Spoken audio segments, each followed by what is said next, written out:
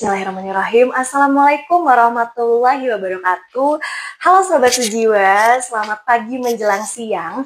Hari ini di hari Kamis 10 Juli 2025, kembali lagi di acaranya Rehat, ruang edukasi hangat saat istirahat. Kebetulan jam istirahat juga nih ya, sebentar lagi ya. Dan kali ini episode 10. Perkenalkan, saya Dr. Bianda, spesialis kedokteran jiwa yang kebetulan bertugas di Rumah Sakit Jiwa Provinsi Jawa Barat sebagai psikiater. Dan kali ini topiknya sangat spesial dengan narasumber yang juga sangat spesial. Yang terhormat, selamat siang Dr. Ferry Ahmad Firdaus Mansur, MM SPOG. Betul ya. Jadi beliau ini sebagai Direktur Utama Rumah Sakit Jiwa Provinsi Jawa Barat, juga sekaligus dokter spesialis OBGYN, obstetrik ginekologi. Jadi kali ini kita akan membahas tentang menopause dan dengan judul Stay Fabulous, Menopause is Just the Beginning.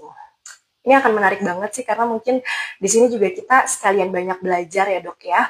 Karena setiap hari kan yang kita bahas tentang kejiwaan, memang obat-obat jiwa. Nah, sekarang kita tentang kandungan ya.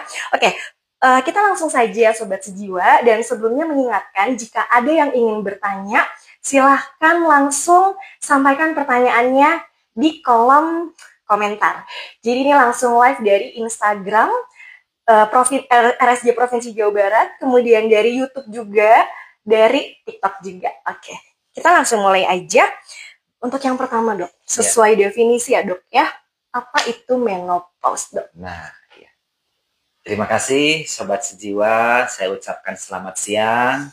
Saya Dr. Ferry, spesialis kandungan. Saat ini diberi kepercayaan memimpin Rumah Sakit Jiwa Provinsi Jawa Barat. Pada kesempatan hari ini kita akan membahas tentang menopause. Tadi ditanyakan apa itu menopause. Menopause itu suatu istilah yang diberikan secara medis kepada para wanita ya yang sudah mengalami henti menstruasi. Henti menstruasi itu bukan karena faktor lain, karena kalau disuntik KB 3 bulan juga tidak menstruasi. Betul. Ya. Tapi ini bagi wanita-wanita yang tanpa KB suntik, tidak ada punya penyakit apapun, mengalami henti menstruasi selama 12 bulan berturut-turut. Nah, baru bisa dikatakan sudah mengalami masa menopause. Ya. Menopause ini tidak berlangsung tiba-tiba, tapi ada waktunya. Nah, kapan itu dok? Tadi kapan dimulainya? Betul. Menopause itu sebetulnya terjadinya penurunan kadar hormon estrogen pada seorang wanita. Kapan penurunan hormon estrogen itu terjadi? Penurunan hormon estrogen sudah terjadi sejak usia 35 tahun. Saya berarti udah mulai turun juga. Sudah mulai turun. Ya. Tapi turunnya perlahan-lahan. Ya, pelan-pelan. Oleh karena itu, rata-rata di Jawa Barat ini wanita yang mengalami menopause ini adalah usia 46 sampai 50. Ya. 46 ya, sampai berhentinya 50. sama sekali selama 12 bulan berturut-turut itu usia sekian. Tapi penurunan hormon estrogen itu saya tekankan sudah terjadi sejak usia 35 tahun. Dia turun perlahan-lahan sampai nanti puncaknya pada usia 46, rata-rata 46 sampai 50 tahun. Nah, itu ditandai awalnya gangguan menstruasi, ya, haid yang tidak teratur, ya, gejolak emosi, ya, mungkin tidak terkontrol, kemudian ada namanya hot flashes. Hot flashes itu gejolak panas pada tubuh seorang wanita. Nah, itu gejala-gejalanya ya. Kemudian sering tidak bisa menahan untuk pipis, untuk kencing, ya. Itu salah satu tanda. Itu terjadi pada kondisi pra. Dari menopause. pra sudah Sudah mulai ada mulai, iya. ciri-cirinya ya, Rata-rata Dok, ya pramenopause itu terjadi di atas 40 tahun. Oke, Ya, baik. itu mungkin Iya. salah satu ciri-cirinya. Oke. Beberapa ciri-cirinya begitu. Baik, itu sebagai dasar ya. Jadi banyak yang berpendapat bahwa belum 50 tahun belum menopause, ternyata memang prosesnya sepelan-pelan itu ya, Dok. Betul. Ya. Iya. Tapi harus diingat, walaupun siklus menstruasinya sudah tidak teratur, tetap masih ada sel telur yang dihasilkan setiap bulan. Betul. Oleh karena itu, hati-hati untuk yang haidnya tidak teratur, jangan menganggap sudah tidak subur. Yeah. Karena masih bisa kemungkinan hamil walaupun siklus haidnya sudah tidak teratur. Baik, itu yang terjadi juga, Dok, karena beberapa kan ada yang bilang kalau di atas 35 tahun kayaknya resiko untuk hamilnya udah resiko tinggi. Betul. Gitu ya, Dok ya. Padahal sebenarnya masih bisa kan, masih Dok, bisa, ya? sangat bisa sampai haidnya berhenti selama 12 bulan berturut-turut seperti saya katakan tadi. Oke, baik, Dok.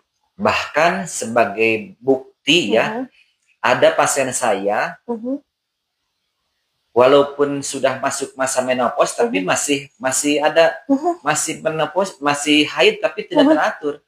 Dia usia 52 tahun. Oh, masih haid ya masih bahkan. Haid. Dia buka KB IUD-nya dilepas. Padahal dia merasa sudah menopause, padahal dia haidnya masih 3 bulan sekali, 4 bulan sekali. Dia hamil. Di atas 50 tahun. Di atas 50 tahun. Oleh karena itu, hati-hati ya.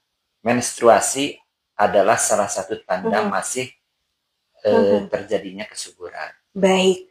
Nah, sebenarnya penyebab utamanya itu apa sih, Dok? Apakah karena tadi ya seiring perjalanan waktu hormon estrogen itu makin berkurang atau mungkin ada lagi, Dok, penyebabnya? Nah, penyebab lain itu misalnya penyakit atau keturunan. Ya. Atau keturunan pada saat misalnya turunan dari orang tuanya ada menopause dini, ya bisa terjadi. Ya. Iya, baik. Nah, ada misalnya penyakit-penyakit yang membuat haid itu kesuburan menurun. Ada penyakit-penyakit tertentu. Contohnya, Dok, apa aja, Dok? Contohnya misalnya adanya kista, ya, adanya miom atau tumor-tumor ganas yang bisa terjadi, ya. Kemudian gangguan-gangguan hormon, karena semua yang mengatur itu di dalam otak ya. Jadi misalnya ada tumor di otak dan sebagainya, itu bisa menyebabkan menopause dini. Iya, jadi nggak cuman berhenti mens ya, Dok ya. Iya. Karena yang orang-orang tahu kan, udah berhenti mens nih, udah nggak bisa punya anak lagi gitu ya, Dok ya. Itu harus diwaspadai karena yang saya katakan tadi. Iya, betul, Dok. Kalau 12 bulan berturut-turut tidak haid, tanpa KB, tanpa penyakit penyerta, nah itu baru dikatakan menopause. Iya. Ada nggak sih, Dok, gejala yang dari tadi yang dokter sudah sebutkan ya, bisa hot flashes juga ya, Dok ya, berhenti mens juga, mungkin emosinya juga naik turun ya, Dok ya. Gejala-gejala itu ada lagi nggak yang bikin nggak nyaman gitu?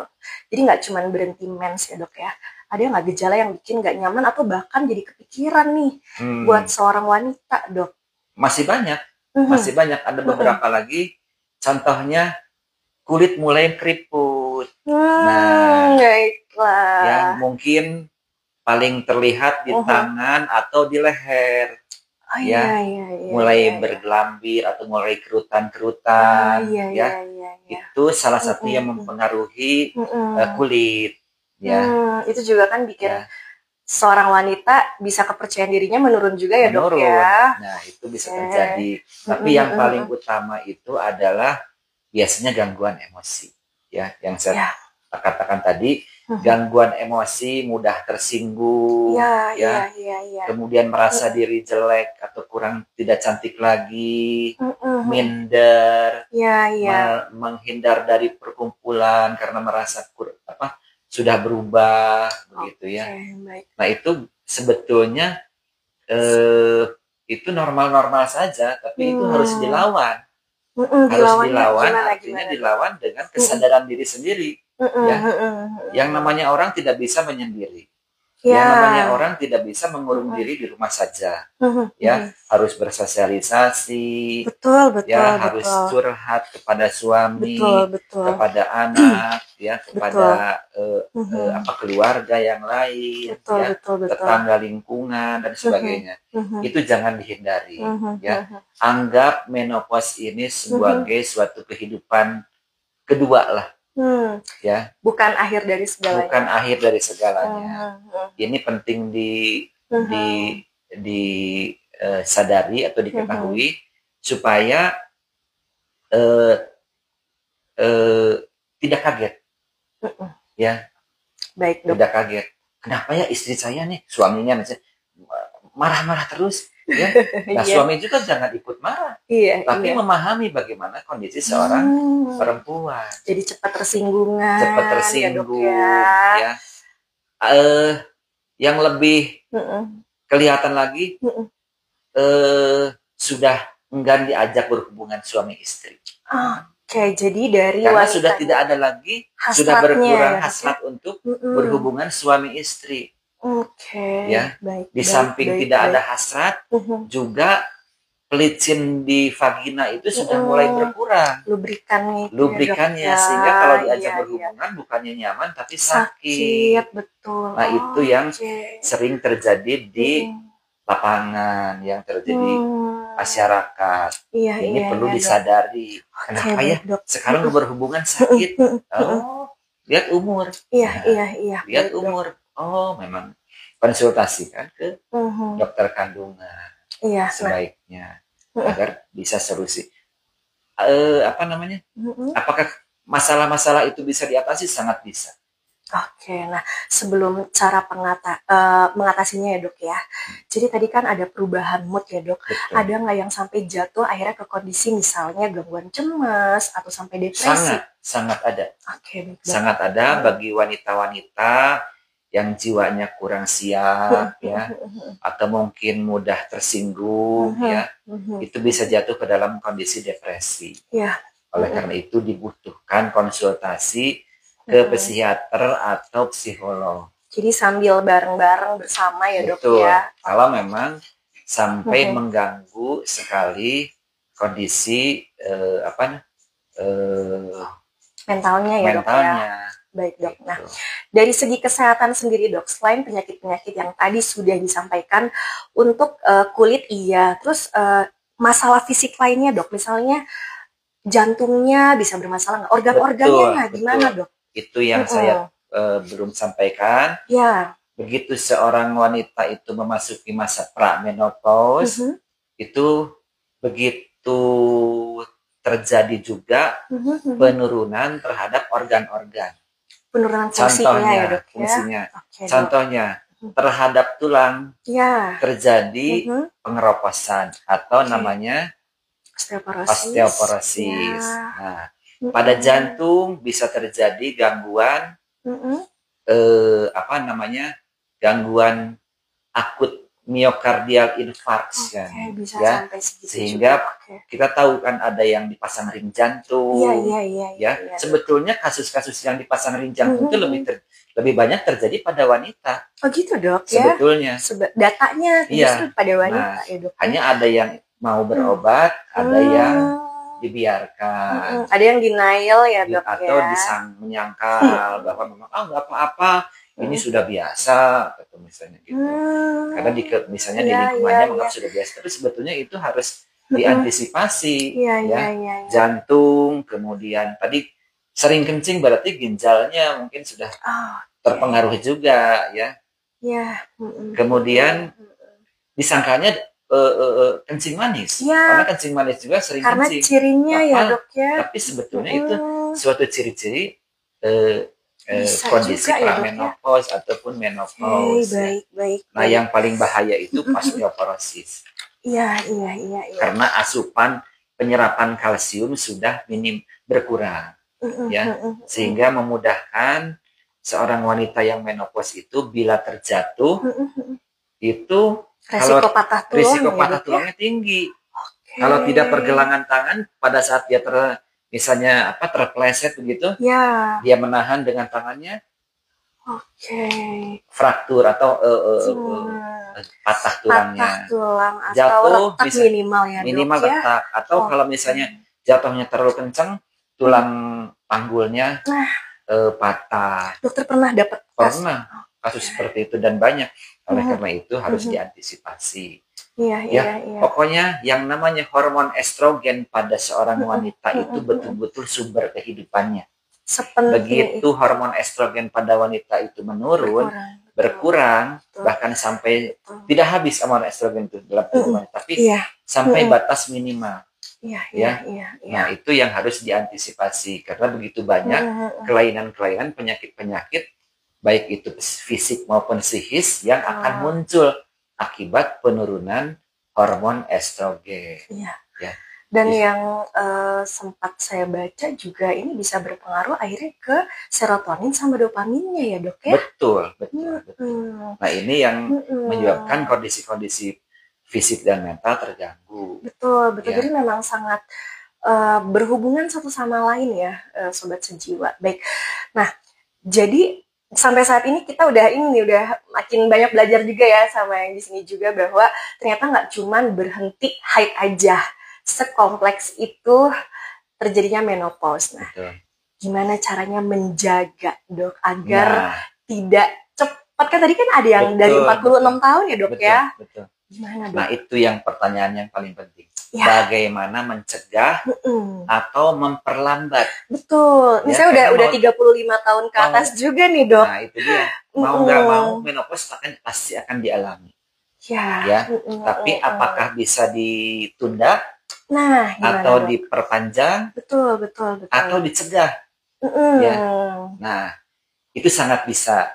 Ya, oleh karena itu seorang wanita di masa-masa pramenopause itu tetap disarankan untuk berkonsultasi ke dokter spesialis kandungan, ya, atau dokter obgyn langganannya, ya. Nanti di sana akan dikonsultasikan, dibicarakan bagaimana menangani pencegahan menopause dini atau menopause yang bakal dialami. Sehingga yang saya katakan tadi, usia 46 sampai 50 bisa diundurkan. Betul. Nah, yang paling ringan adalah berolahraga. Sepenting itu ya, Sobat Sejiwa, olahraga. Ya, yang olahraga teratur ya. Silakan apa saja. Yang penting berolahraga ya. Ada bertanya, Dok, saya kan di rumah suka nyuci, setrika, ngepel, itu termasuk olahraga nggak? Itu keringetan soalnya, Dok. Nah, kan? ada yang bisa, ada yang tidak. Karena tidak semua wanita itu bekerja seperti itu. Ya, ada yang di rumahnya pembantunya banyak, ya, sehingga cuma diam aja dia. Iya, masak Dok. juga enggak. Ya. Nah, kerja juga enggak. Jadi cuma ibu rumah tangga aja, antar jemput anak sekolah, anak udah gede juga. Akhirnya nggak diantar jemput, akhirnya diam di rumah. Iya. Nah, itu yang harus diperhatikan. Olahraga itu ya, yang paling ringan, yang paling tidak mengeluarkan uang olahraga. Ya. Kecuali olahraganya ke fitness ya. Itu mungkin membutuhkan biaya besar, tapi hanya jalan kaki teratur, lari pagi, senam-senam sederhana di rumah, ya itu yang paling sederhana bisa dari dilakukan. YouTube juga boleh ya, Dok, ya? Dari YouTube buka, ya dipandu oleh YouTube. Iya. Nah, yang kedua bisa dilakukan dengan mengkonsumsi makanan-makanan tertentu. Contohnya? Nah, contohnya yang mengandung estrogen alamiah, ya. Contohnya produk-produk kedelai. Habis ini pada minum susu kedelai. Dan produk-produk kedelai lainnya itu bisa diteruskan atau bahkan ditingkatkan. Sering-sering. Ya, contohnya tahu dan tempe. Ya. Kemudian susu soya atau susu kedelai. Ya. Nah, tempe tahu ini harus bijaksana juga dalam penggunaannya, membuatnya. Ya. Nah, disarankan tidak digoreng. Karena kalau digoreng itu estrogennya akan berkurang. kadar Baik, estrogennya. baik. Nah, seyogianya, sewajarnya disarankan dikukus Dikukus. atau dipepes. Ya, Oke. itu kadar estrogennya akan tetap tinggi. Ya. Ya, atuh bosen dok kalau makan tempe tahu tiap hari. Silakan dikombinasikan, diracik sedemikian rupa menunya, tapi ada kandungan kedelainya. Sepenting itu ternyata kedelai ya dok ya. Betul. Nah jadi saran saya tadi produk itu jangan digoreng, tahu dan tempe itu. Dikukus. Betul. Nah selain tempe tahu atau produk kedelai ada lagi kuaci. Kuaci, tapi bukan yang dari biji matahari, tapi biji matahari, bunga matahari. Nah, kuaci dari biji bunga matahari itu sekarang sudah banyak dijual di supermarket. Wow. Ya, dengan merek tertentu ya yang saya tidak bisa sebutkan di sini ya. Ada yang rasa apa. Nggak apa-apa ya dok, rasa-rasaan kayak gitu. Nggak apa-apa. Nggak apa-apa. Untuk yang hobi makan kuaci ya, itu silakan diteruskan ya untuk ibu-ibu yang memasuki masa pramenopause. Itu sambil melatih kesabaran ya dok ya, bukan kuaci ya dok ya. Makan kuaci. Tapi dari bunga matahari ya. Dari bunga matahari. Yang dari bunga matahari, dari kuaci yang dari biji yang lain itu kurang mengandung estrogen. Baik. Itu penggunaannya selama sebanyak apa sih dok? Kayak tadi ya, tahu tempenya. Hobi, ya silakan teruskan. Jadi kalau mau ngemilnya kuaci. Kuaci biji bunga matahari. Oke. Nah sebetulnya ini sudah banyak dijual tapi masih belum disadari oleh masyarakat. Jadi tolong setelah mengetahui hal ini mungkin bisa dilaksanakan secara baik, secara rutin. Gitu. Nah selain tadi kebiasaan, makanan, juga bisa juga dengan obat-obatan. Obat-obatan. Tapi kalau obat-obatan itu namanya, kalau obat-obatan harus dengan resep dokter. Ya, jangan beli sembarangan. Jangan beli sembarangan. Harus konsultasi ke dokter. Betul. Jadi ada obat yang diminum, ada yang dioles di kulit berupa krim, ya itu adalah terapi sulih hormon namanya. Ya, dengan obat-obatan, ada yang dihirup seperti melewat hidung, seperti obat hidung tersumbat, inhaler gitu ya. Inhaler begitu. Itu ada juga. Nah, ada juga yang disuntik. Jadi macam-macam obat itu. Itu nanti pertimbangannya apa dok? Tergantung dari dokter objinnya tentunya ya. Dokter objinnya, dokter kandungannya yang memilihkan. Jadi macam-macam. Yang paling umum dari obat itu obat apa sih dok? Yang paling umum adalah yang diminum.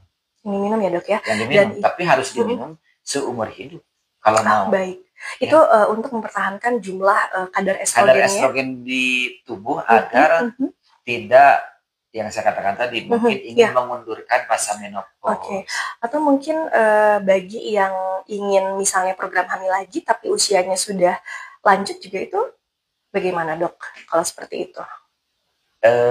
Kehamilan di masa pramenopause itu tidak dianjurkan. Oh baik. Ya, tidak dianjurkan karena demikian banyak risiko yang akan terjadi. Iya. Hati-hati, makanya kenapa usia 35 itu dianjurkan disebutnya risky itu ya dok ya. Tidak dianjurkan untuk hamil lagi. Kecuali pada wanita-wanita yang belum punya anak di usia sekian.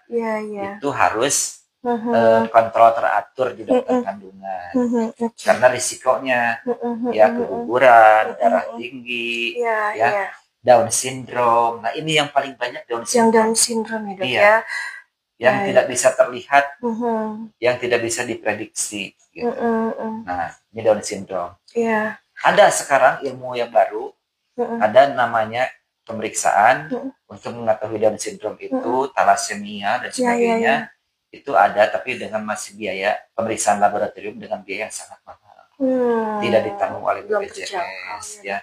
Oke. Nah, tapi lebih baik mencegah daripada mengobati. Iya, ya. baik.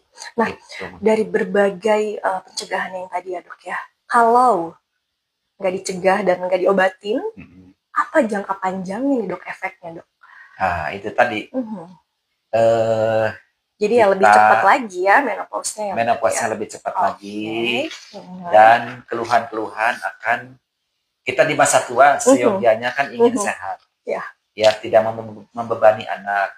Ya, ingin menikmati masa tua dengan bahagia, betul sehat. Sekali. Betul. Ya, oleh karena itu boleh-boleh saja menunda, memundurkan menopause ini. Dan ingat, bukan hanyalah perempuan yang mengalami menopause, laki-laki juga mengalami menopause. Oke, menarik. Ya. Jadi ya sama-sama gitu ya. Dari segi usia ini memang.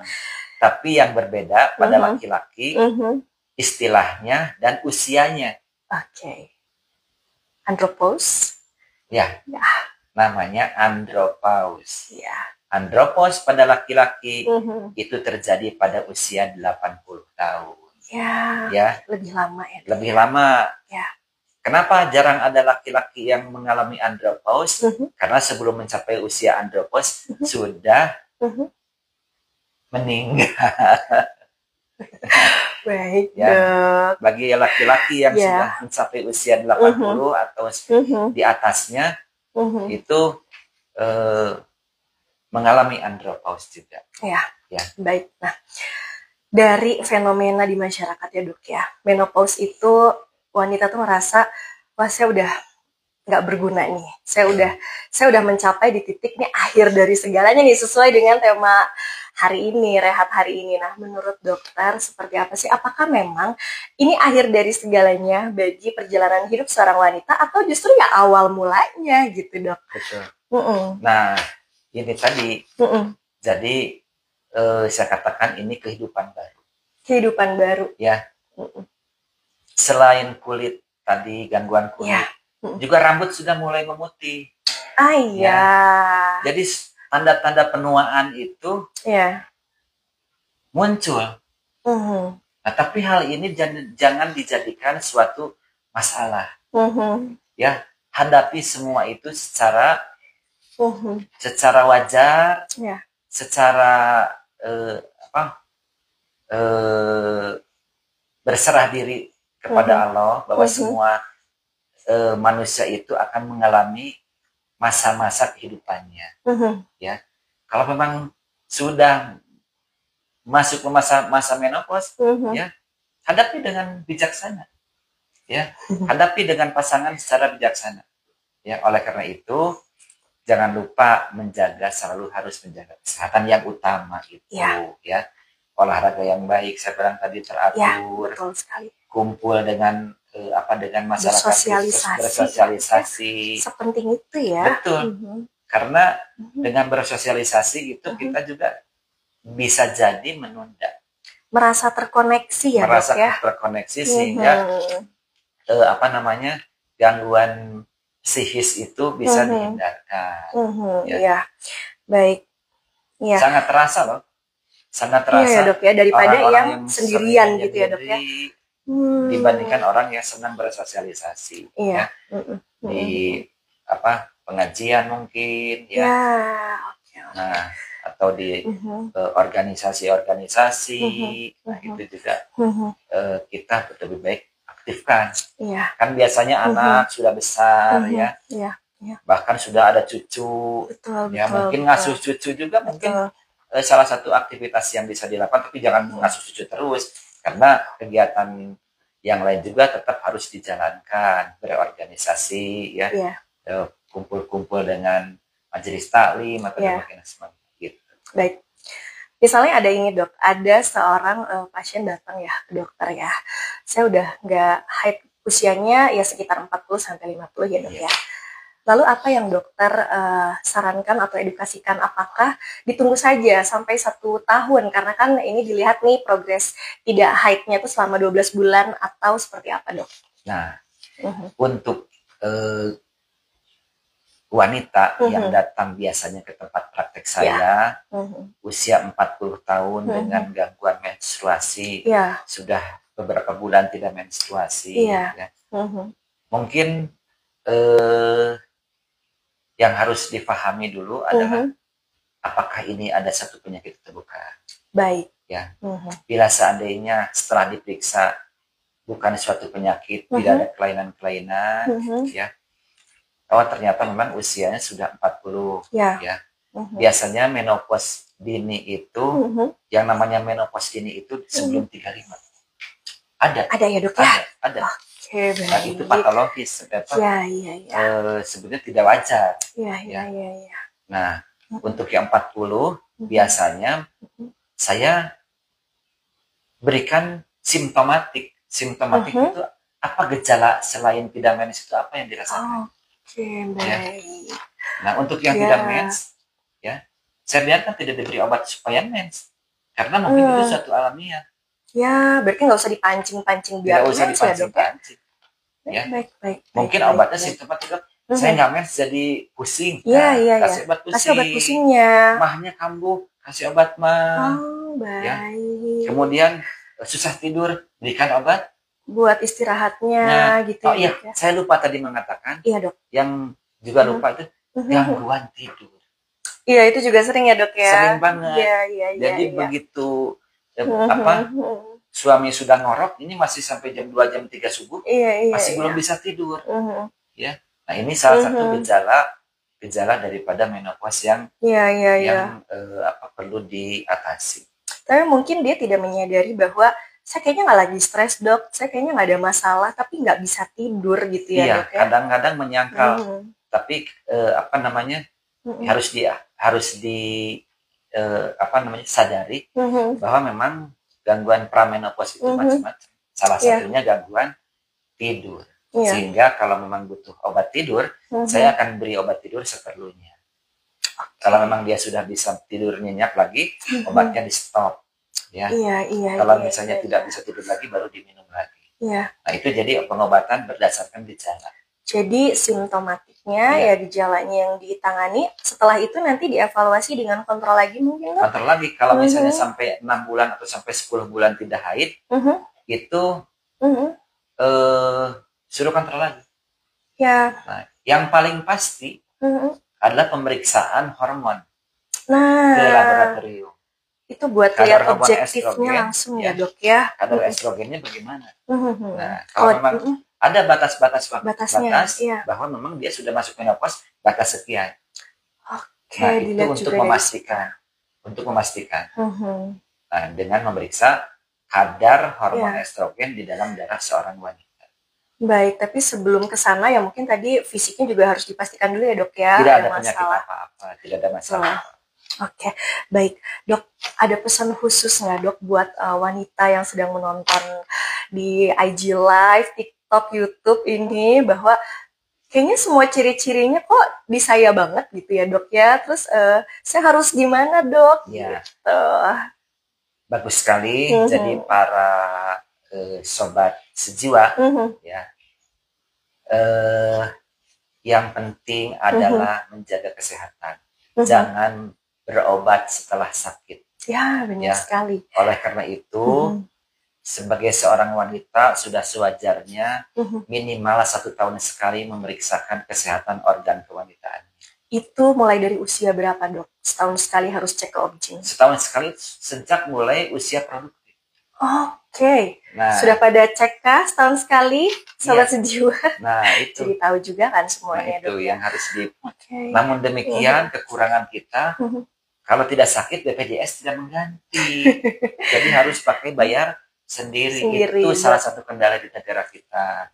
Ya. Jadi males buat screening ya, Dok, ya? Screening karena memang kalau tidak sakit tidak ditanggung oleh asuransi BPJS. Gitu. Nah, mungkin kalau setahun sekali lah kita punya lah ya, kalau untuk setahun sekali mah untuk periksa ya. Apa tuh dok yang diperiksa setahun sekali itu apa? Apakah USG atau apa dok yang semuanya ya, dari wawancara, keluhan-keluhan, bagaimana siklus menstruasinya, bagaimana moodnya ya, kemudian dari penunjang dengan USG ya, apakah ada kelainan-kelainan di organ kewanitaannya ya, dan itu mungkin bisa merupakan suatu screening yang bagus sebelum munculnya kelainan. Jadi antisipasi. Kalau memang dia ber-KB, kita lihat KB-nya, misalnya IUD, kita lihat posisi IUD-nya bagus atau tidak. Kalau KB-nya suntik, kita lihat daftarnya apa, KB-nya teratur tidak. Kalau minum pil KB-nya teratur atau tidak. Nah, itu juga siapa tahu memang dari pil KB-nya tadi bisa kan, dok. Karena pil KB, bisa karena suntik KB-nya. Nah, oleh karena itu harus sedini mungkin. Iya. Ya, baik. Dok, sambil ini kan lagi live ya, dok ya. Ada pertanyaan dari Sobat Sejiwa. Mungkin bisa disampaikan pertanyaannya. Dari TikTok, dok, dari Fitri Yuliani. Dok, kalau sudah angkat rahim, apa ada pengaruh dari menopause? Gimana tuh, dok? Nah, bagus sekali pertanyaannya. Kalau sudah diangkat rahim, apakah terpengaruh kepada menopause? Ya, menopause itu tidak terjadinya menstruasi. Ya. Sumber menstruasi itu berasal dari rahim. Ya. Kalau rahimnya sudah dioperasi, sudah diangkat, tentu tidak terjadi proses menstruasi. Tapi proses siklus haid di dalam tubuhnya masih terjadi. Seandainya indung telurnya tidak ikut diangkat. Kalau indung telurnya pada saat operasi rahim itu turut diangkat, kedua-duanya kiri dan kanan, nah itu baru terjadi menopause dini. Ya, gitu. Kecuali memang sudah diangkat rahim, sudah menopause ya. Berarti memang sudah tidak sesuai, udah nggak menopause, ya angkat rahim. Tapi kalau belum menopause tapi diangkat rahim, ditambah diangkat juga kedua indung telur, itu namanya menopause dini. Ya, pasti akan mengalami keluhan-keluhan. Iya, baik. Iya, begitu sudah. Cara mengatasi keluhannya apa? Berobat. Dan melakukan apa yang saya katakan tadi. Kebiasaan-kebiasaan hidup sehat ya, dok. Hidup sehat, mengkonsumsi makanan yang banyak mengandung kedelai ya. Dan produk-produk yang mengandung estrogen tinggi. Ya. Gitu. Baik. Ada lagi pertanyaan dari Sobat Sejiwa? Ada, dok, mungkin baru masuk ya. Menopause itu di umur berapa ya, dok? Dan apakah ada dampak menopause terhadap hubungan suami istri? Nah, tadi sudah disampaikan juga bahwa menopause itu tergantung ras. Iya. Jadi yang tadi 40-an, 46 sampai 50 juga itu tergantung. Di Jawa Barat. Itu di Jawa Barat ya. Itu hasil penelitian beberapa tahun yang lalu di Jawa Barat. Yang lainnya gimana, dok? Nah, di ras Eropa, Amerika, ya, Arab Saudi, Afrika itu berbeda. Makin tua terjadinya. Tapi di ras Asia dan sebagainya lebih cepat ya, dok ya. Terjadi menopause. Oleh karena itu ada range antara. Jadi saya katakan tadi di Jawa Barat itu rata-rata 46 tahun sudah mengalami menopause, ya. Mungkin tadi dipengaruhi oleh hal-hal yang tadi ya, dok ya. Sangat dipengaruhi kebiasaan. Kesukuan juga. Ya. Suku saya membandingkan dengan teman-teman yang berada di Sumatera, di daerah Sumatera, Kalimantan, Sulawesi dan Papua. Rata-rata menstruasinya tidak sama dengan Jawa Barat. Ya, mereka agak lebih lama. Ya, di Jawa Barat mungkin faktor padatnya penduduk, stres yang tinggi, jumlah penduduknya yang sangat besar, itu juga sangat berpengaruh. Baik. Nah, tadi ditanyakan apakah menopause itu mengganggu hubungan suami, sangat mengganggu. Karena kalau menopause yang benar, itu vagina itu sudah tidak memproduksi cairan pelicin. Iya. Sehingga berhubungan suami istri terasa nyeri. Iya. Mudah lecet dan tidak nyaman lagi. Iya. Nah, bagaimana cara mengatasinya? Tidak ada penyakit yang tidak ada obatnya. Iya. Masalah-masalah itu bisa diatasi dengan menggunakan gel. Ada Di lubrikan apotik, ya. Di apotik dijual bebas gel-gel untuk membantu pasangan-pasangan yang sudah mengalami menopause untuk menggunakan pelicin. Ya. Dan itu tidak rahasia, dibebas jual bebas, tinggal belinya. Ya, kadang-kadang suka ada yang malu dan segala macam. Tapi ya mau demi kebahagiaan rumah tangga ya dok ya. Ya sampaikan aja kepada apoteker atau petugasnya. Baik, dok, menarik sekali tadi ada yang disebutkan bahwa kan semua juga tergantung dari kapan pertama menstruasi ya dok ya. Nah ini jadi ngaruh nggak dok? Kapan pertama kali menstruasi, misalnya dia lebih cepat nih di SD, kelas 3 SD misalnya dia udah mens ya, berarti akan menopause lebih cepat juga atau seperti apa dok? Betul. Masa menopause itu dipengaruhi oleh masa menars. Ya. Menars itu adalah pertama kali munculnya haid. Ya, dari hasil penelitian dikatakan makin cepat haid, makin cepat juga menopausnya. Oke. Itu tidak bisa disangkal karena ada hasil penelitiannya. Semakin dini dia haid, semakin dini pula dia mengalami menopausnya. Nah, oleh karena itu harap diketahui supaya tidak kaget. Ya. Dan mens pertama kali itu rahasia Allah. Nggak ada yang tahu. Nggak bisa ditentuin. Dan mungkin bisa diperlambat tadi dengan balik lagi ke gaya hidup lagi dok ya. Oke, sepenting itu. Betul. Baik, ada lagi pertanyaan dari sobat sejiwa, silakan. Dok, benarkah menopause bisa bikin cepat pikun? Gimana cara mencegahnya? Dan apakah KB hormonal terlalu lama bisa memicu menopause dini? Oke, menarik pertanyaannya dok. Baik, menopause bisa memicu kepikunan, demensia. Ya, istilah medisnya demensia. Bukan karena menopausnya seorang wanita jadi pikun, tapi karena cepat tuanya itu. Ya. Cepat tua. Nah, ini untuk cepat tua itu relatif masing-masing. Ya, karena tidak serta-merta tidak menstruasi menjadi langsung pikun gitu, tidak. Ya. Kalau memang dia misalnya bisa menjaga kebiasaan-kebiasaan hidup sehatnya, tentu tidak akan begitu. Akan menghambat juga sebenarnya ya. Hubungannya dengan kalau menurut saya kepikunan itu mungkin tidak berhubungan langsung dengan menopausnya ya, tapi dipicu oleh menopause bisa. Betul. Ya. Diperburuknya ya dok. Diperburuk oleh menopausnya bisa, tapi tidak serta-merta orang yang menopause itu langsung pikun. Berpengaruh terhadap pikun. Ya. Faktor usia juga berpengaruh, kebiasaan hidup berpengaruh. Betul. Begitu. Oke, ada lagi pertanyaan? Satu lagi tadi apa ya? KB hormonal tidak mempengaruhi menopause. Oke. Ya.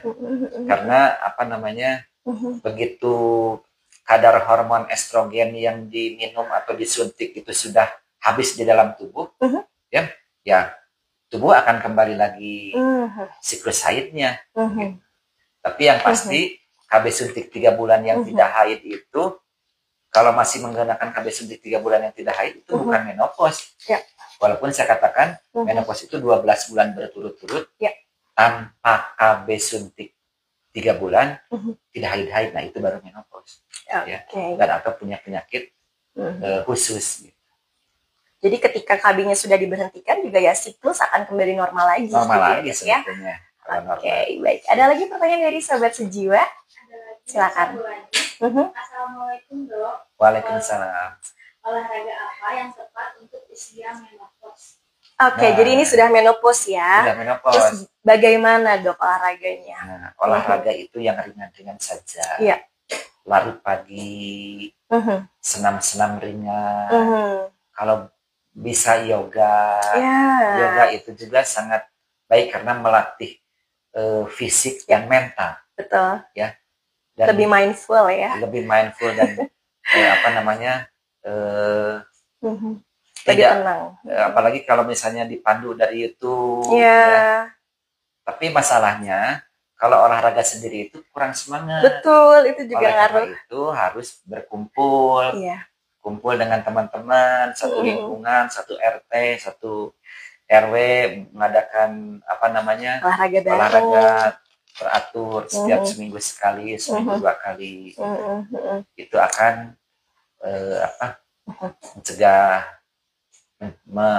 mencegah gejala keluhan ya bagi yang sudah menopause. Iya. Ya.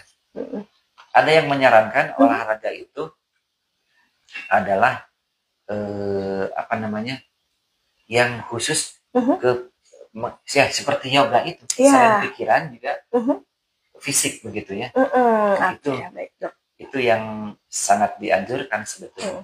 Atau mungkin dengan jalan kaki juga cukup nggak, Dok? Sekali. Ya, jalan kaki yang aja mungkin rutin ya, Dok, rutin ya. Teratur.